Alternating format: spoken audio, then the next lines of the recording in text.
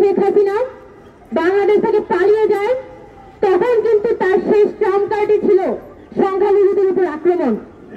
সে দেখাতে চায় যে বাংলাদেশে আসলে একটা ইসলামী বিপ্লব হয়েছে এবং বাংলাদেশের মুসলমানরা যত এখানে হিন্দুরা আছে তাদের সবাইকে এখন বিপদে ফেলবে, তাদের কোনো নিরাপত্তা বাংলাদেশে নাই।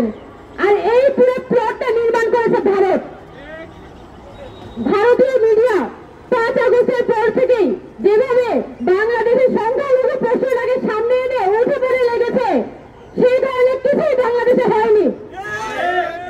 এবং আমি মনে করি যে বাংলাদেশে যে বর্তমানে অন্তর্বর্তীকালীন সরকার আছে, এটা তাদেরই একটা দায়িত্ব ছিল ক্ষমতা আসার পরপরই সারা পৃথিবীর কাছে এই বিষয়গুলো জানান দেয়া এবং ভারত যে অনবরত বাংলাদেশের জনগণের বিরুদ্ধে প্রপাগান্ডা চালিয়ে যাচ্ছে তাদের মিডিয়ার মাধ্যমে, তাদের সরকারের মাধ্যমে, এই বিষয়টা সারা পৃথিবীর কাছে পরিষ্কার করা তাদের পক্ষ থেকে খুবই জরুরি ছিল।